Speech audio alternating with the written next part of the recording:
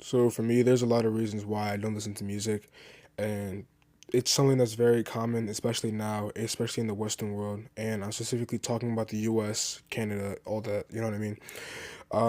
Whereas if you go somewhere overseas to more like Muslim countries, you won't really hear music like that, at least being spread how it is now. You might see it on the phones because of the TikTok, Instagram, Snapchat, all the social medias, right?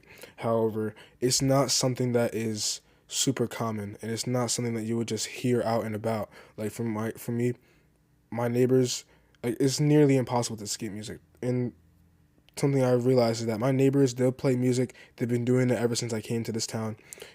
Even in the house, some people play music. Like it's for me, it's just not something I do. I don't listen to music willingly.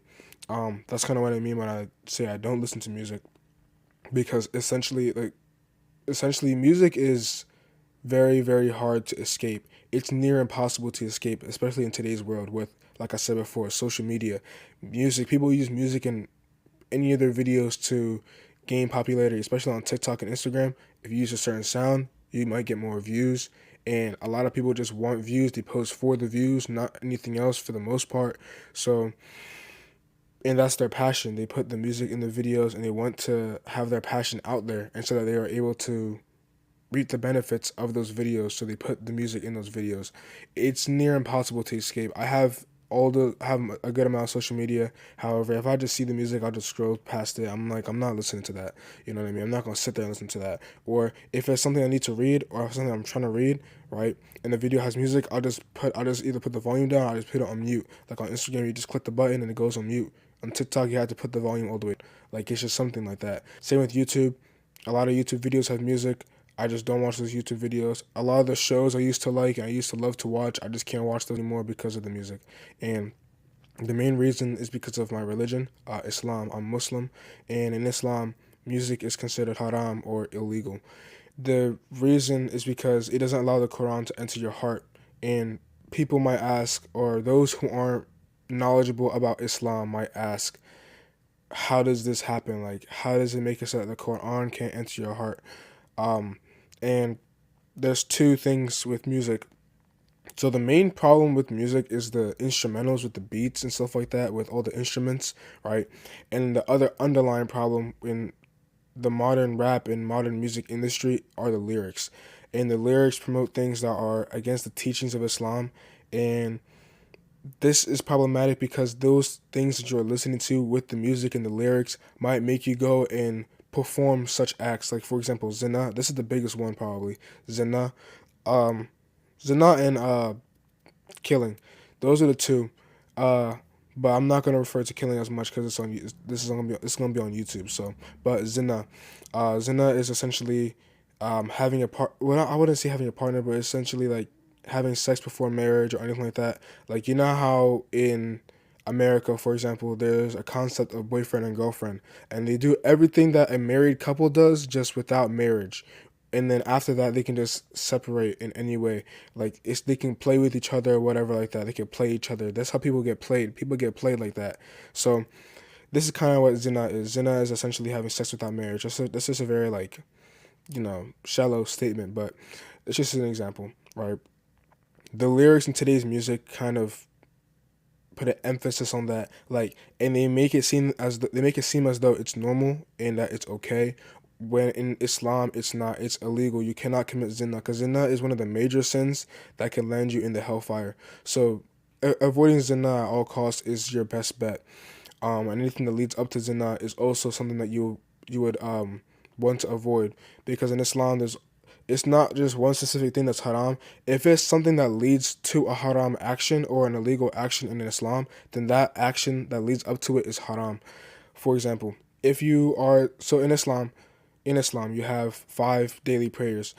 The first prayer of the day is called Fajr, and this prayer is typically very early in the morning. In the United States, it can be anywhere from 3 to 6 a.m. This is around the time when Fajr is prayed. However, if it's in the summer, let's say it's around 3:30 a.m., right?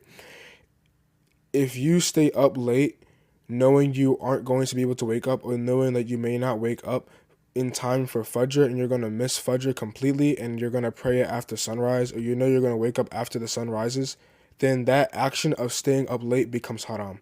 That's essentially what that is, and that's essentially what I mean when I say that any action leading up to haram or illegal action is itself haram.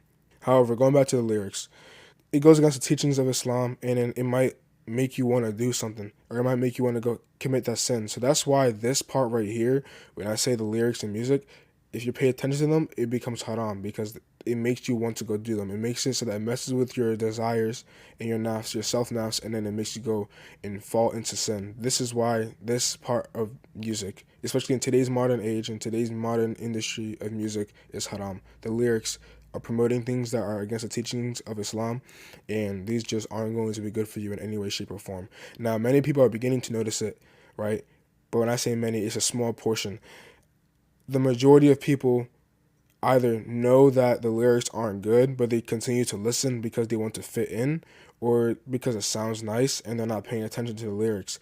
Because when I used to listen to music, I really never pay attention to the lyrics unless it was like some kind of like educational song or something like that, or a song that had like an actual meaning. Like Lil Baby song, I forgot the name of it, but it was like it's bigger than black and white. That was something I had to like pay attention to because it was like the whole situation that was going on, right?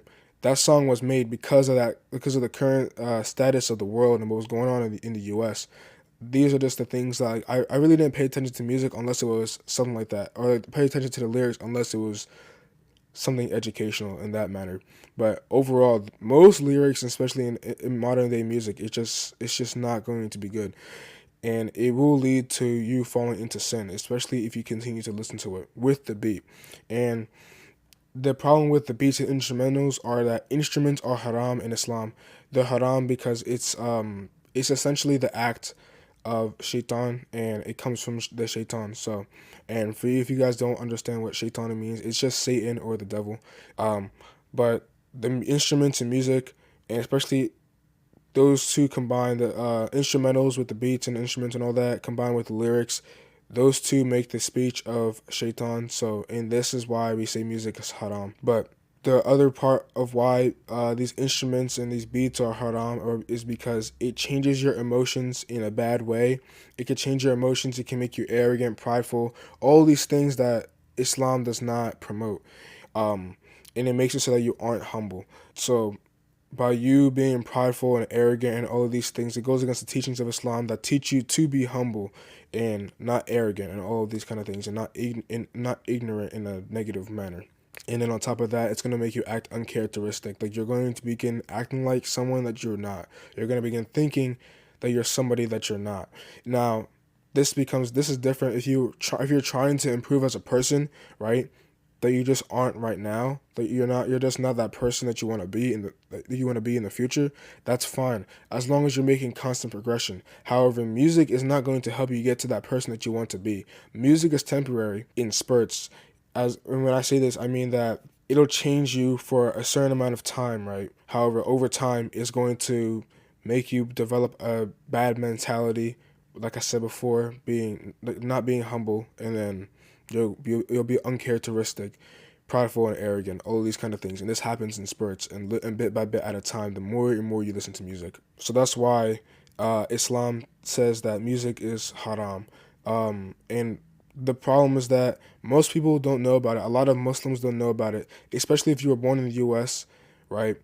When you're born in the U.S., you're a Muslim by name, but you need to actually be taught Islam. Like, you're not growing up knowing all these facts and things about Islam. Like, no one's really teaching you like that. You have to go out and find out for yourself. Whereas if you were somewhere else, like a Muslim country, like, for example, Saudi Arabia, right, or like Pakistan, you'll grow up with all of these teachings, and you'll be straight, you'll be fine. However, in the U.S., it's just not the case because most people don't teach the religion, and a lot of people in the U.S., they don't want to be extreme outliers. They want to fit in with the crowd and blend in with the population.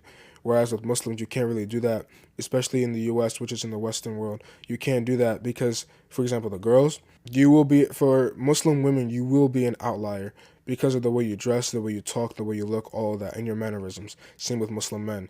Your actions will be different than if you were to be with the general population, especially in high school. Like for me, I noticed myself being an outlier from the rest of for the majority of people that I'm with in high school, just because of the way I act and some certain things I do.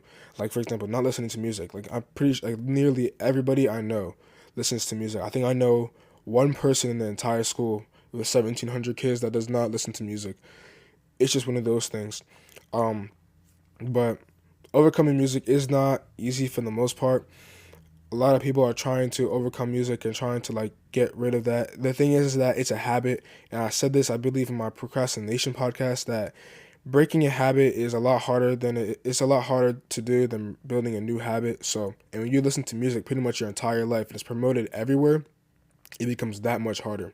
In the beginning of this, I said that music is nearly impossible to escape, and it truly is nearly impossible to escape due to the fact that it's quite literally everywhere, and every single ad, video, everywhere on social media, everybody's promoting it. All of your friends are promoting it. You go to school, it's gonna be there. You go to work, it's gonna be there.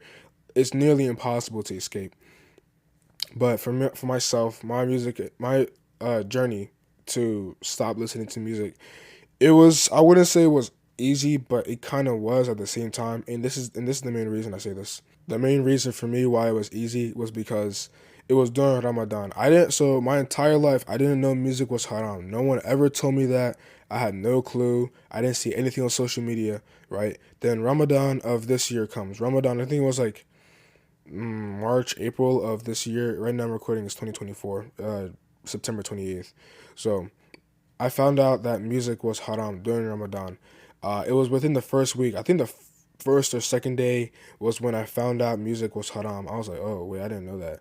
So I had to do research as to why this, and that, and I was like, okay, fine, right. I thought it was gonna be easy initially, right, but then as I tried to do it, especially that first and second day, it was very difficult to do. But then, for whatever reason, the third day, I decided to listen to the Quran instead of. I listened to the Quran instead while going to the bus, right? While walking to the bus and while on the bus going to school and all that, right? Instead of listening to music on my daily walk. So I did that, and that was the one change I needed. And because after that, I just didn't listen to music. And then after I stopped listening to music, I also told my other Muslim friends who were like around me or close to me at that time. I would tell them, "Yo, music is haram. Try not to listen to it right now, especially during Ramadan." And that's what he did. My friend did that. Um, it's a process because especially when it's a part of your entire life, right? You're deeply indulged in music, then it becomes difficult to give up, and it takes time. It's not something that's gonna happen overnight, like just like that. For me, it took me about 3 or 4 days to get over it. Um, but he went back to the friend I'm referring to. He did fall back into listening to music immediately after Ramadan, like not even like a day after.